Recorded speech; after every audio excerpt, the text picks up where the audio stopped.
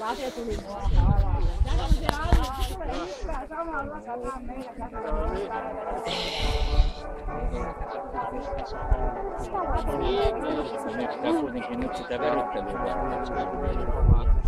Ja täältä siis saapuvat palkintojen jakoon vuoden 2011 parhaat pienhevoset kouluratsastuksessa.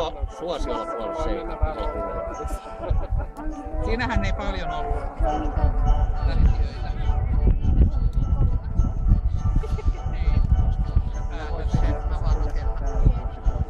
Niin silloin meillä olisi aikaa laittaa. Meillä on kuitenkin radat.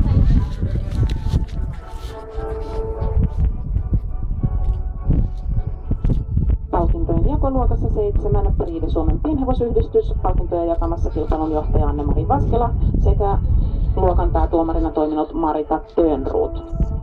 Luokan ja vuoden 2011 pienhevosten koulumestariksi ratsasti siis Arramaan kilparatsastajista Saara Keihäs ja Arran Helmi prosenteilla 66-90. Saara!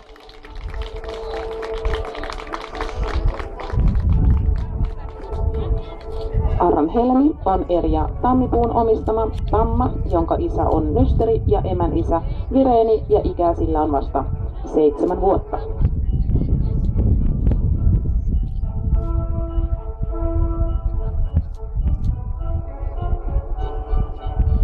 Ja nyt meillä olisi siis tämän hienon pienhevos ammanratsastajan kultamitallin kaulaan laitto ja Arran Helmin seppelöinti.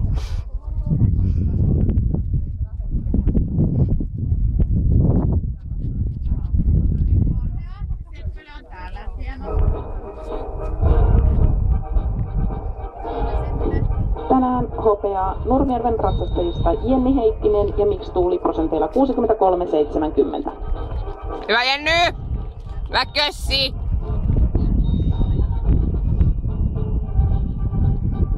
Mix Tuulin isä on Mikker ja evän isä Toviri. Hevosen omistaa Maija Kallionpää ja sillä on ikää 14 vuotta.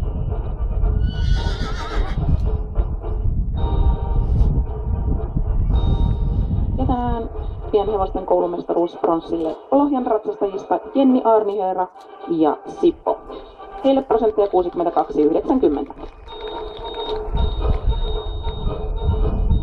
Sippo on 9-vuotias ori, jonka isä on Jeppo, emän isä Hovipaavi ja hevosen omistaa Liisi Uski.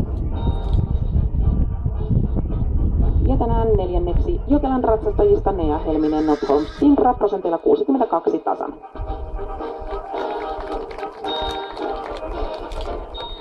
Notholm Stintran isä on koulumestari Taival, emän isä Berneri. Hevosen omistaa ratsastaja Nea Helminen itse ja ikää Stintralla on tällä hetkellä 7 vuotta. Onnittelut Saaralle voitosta, kultamitallista, pienhevosten koulumestaruudesta ja rauhallinen kunniakierros oikeaan, olkaa hyvä. Hyvä Jenny!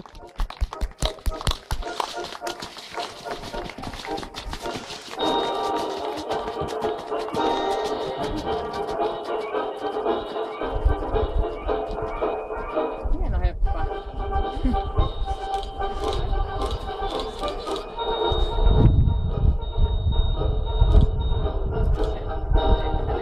Ja tässä arvoisa yleisö 2011